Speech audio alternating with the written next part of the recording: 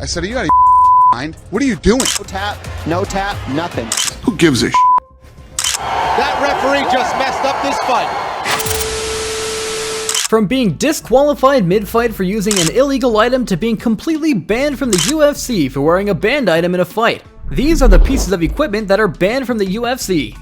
Starting things off, back in the early UFC days, it was a wild west old fashion in the ring as fighters strolled in wearing everything from everyday street clothes to martial art gis, and in some cases, some fighters took things to a whole new level and would walk in wearing pro wrestling style Speedos.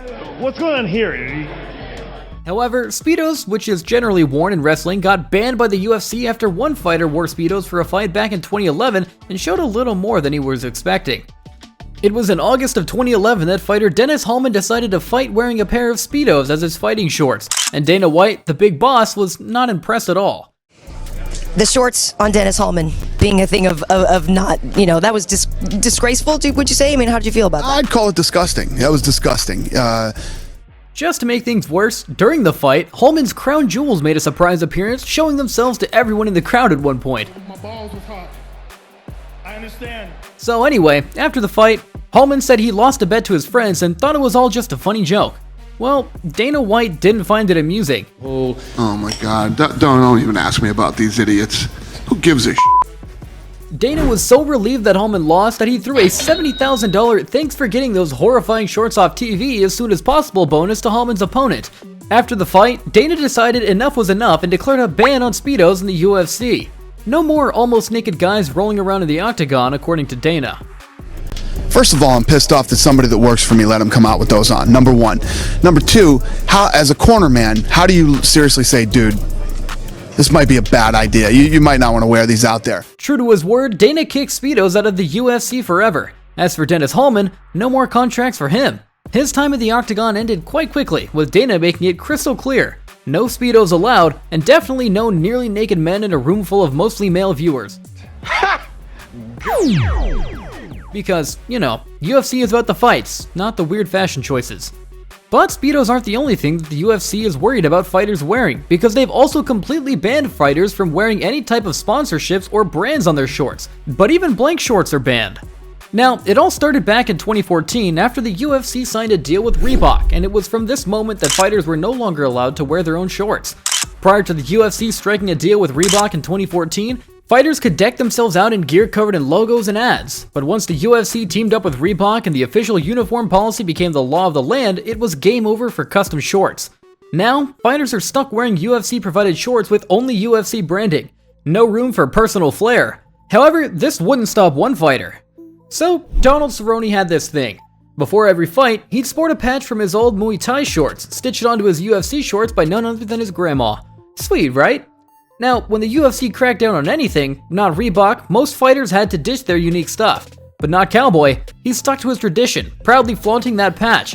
The UFC, though, wasn't thrilled and slapped him with a hefty fine, around 60 grand.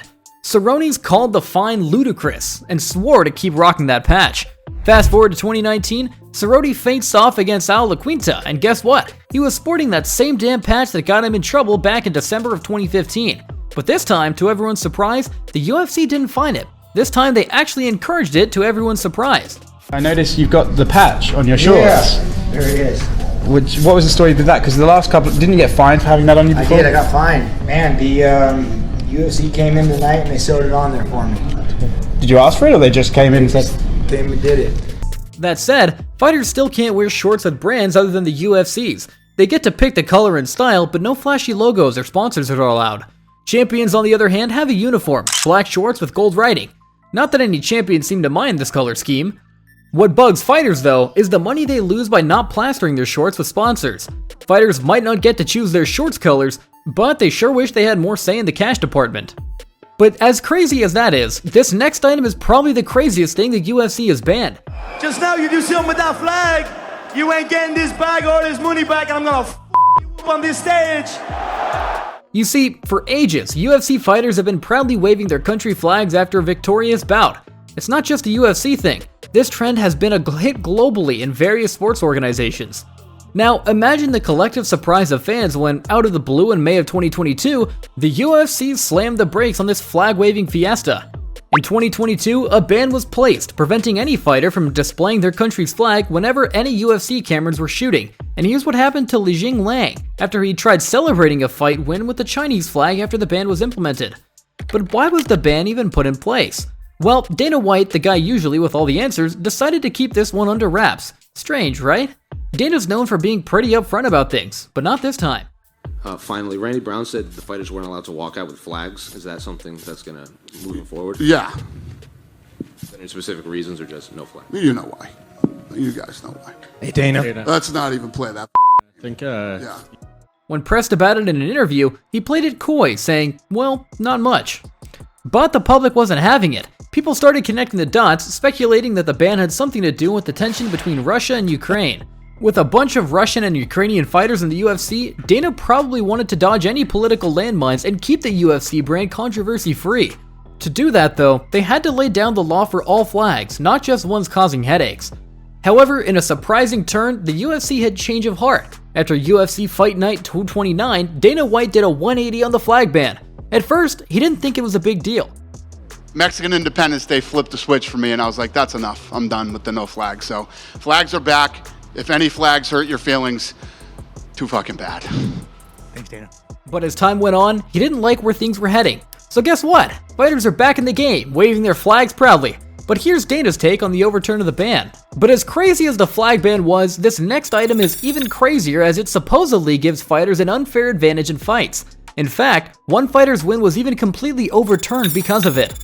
Now, we all know that the UFC fighters live by some seriously tight rules, not just during fights, but even when they're out of the octagon. Every sip and every intake is monitored closely. Even something as innocent as Gatorade is a no-no during the event in some US states because, you see, there's a worry that it might be tampered with. Even when it's ordinary water, it's gotta be water straight from the commission. No room for funny business or performance-enhancing shenanigans. Now, let's talk about asthma. It's a tricky thing, especially when you're engaging in high-intensity sports like the UFC. Many athletes, even top-notch professionals, grapple with asthma. It's just part of the game. But here's the catch. If you're in the UFC and an asthma attack hits, tough luck.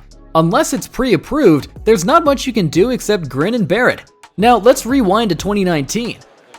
Greg Hardy, a heavyweight contender, found himself in the spotlight during a bout against Ben Sassoli. The cameras caught him in a surprising move, using an inhaler between rounds. This is something that had never been seen before in the UFC, and both fans and commentators were left stunned and confused. Although Greg Hardy initially secured the win via unanimous decision, the victory was later turned on its head to a no contest due to the inhaler he used during the fight. Now, Hardy claimed he had sought approval from the UFC commission beforehand, and they gave him the green light. The fight, man, I'm doing everything I'm supposed to be doing. I asked permission, he told me I could, and I'm in trouble again. So when the dust settled, UFC's Vice President of Regulatory Affairs, Mark Ratner, stepped in to set the record straight. In no uncertain terms, he declared Hardy's inhaler as a completely illegal and blatant violation of the rules governing the UFC. But why the fuss over a seemingly harmless inhaler? Enter Vilanterol, a seemingly innocent ingredient in the inhaler that, as it turns out, isn't so innocent in the UFC rulebook. This little substance has the power to relax the muscles around the airways, effectively opening them up and making breathing a whole lot easier. Now, in everyday life, that's a win for asthma sufferers, but in the UFC, it's a different story. Using an inhaler during a fight is a big no-no because it's considered an unfair advantage. Imagine having your lungs operating at peak efficiency while throwing punches and kicks at your opponent. Not exactly a level playing field. But here's the twist. Fighters are allowed to use inhalers, but there's a catch. They must spill the beans about it, disclose their inhaler use, and crucially, get the green light from the State Athletic Commission beforehand. It's all about transparency and ensuring that no one gains an edge over the opponent unfairly.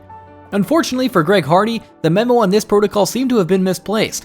The inhaler incident occurred during the fight against Ben Sassoli, leading to the overturning of Hardy's initial win. To add salt to the wound, the win bonus he snagged for his victory also got swiped away.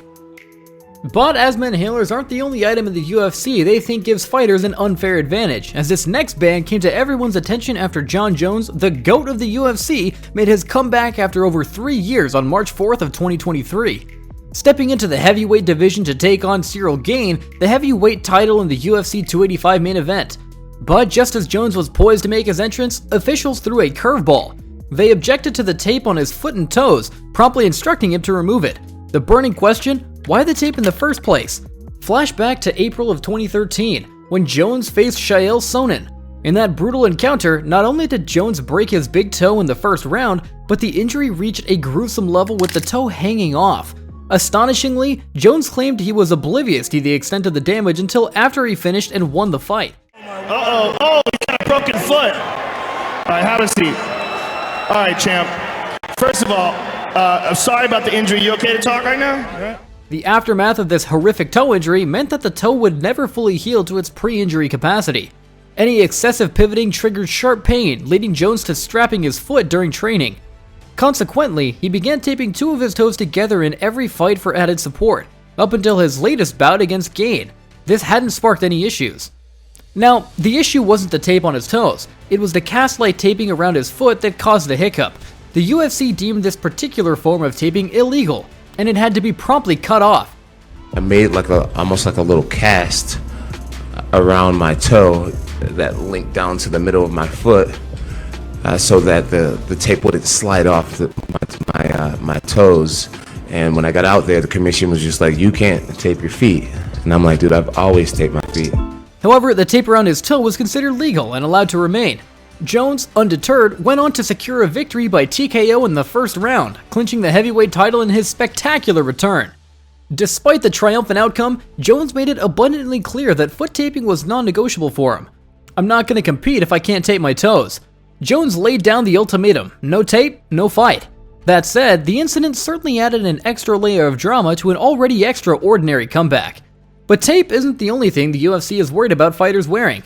Now, everyone, almost, loves some nice jewelry, and UFC fighters are no exception because fashion statements are as much as part of the game as grappling and takedowns, and most fighters often try to balance it out by having very nicely fitted jewelry designed for them. But here's the thing. While looking fly is a top priority, some bling can be more trouble than it's worth. Those chunky necklaces and clinky bracelets might look cool, but they're not exactly doing wonders for a fighter's agility. And let's not forget the safety, because certain types of jewelry could turn a fight into a scratch and sniff session and could put both fighters in harm's way. So the UFC, being the responsible referee of the style game, lays down the law. No risky business allowed. Strict rules are in place to ensure fighters don't turn the octagon into a jewelry store war zone. Safety first, bling second. That's the name of the game. And there you have it, equipment banned in the UFC. If you enjoyed this video, make sure to drop a like and smash the like button for more juicy UFC videos.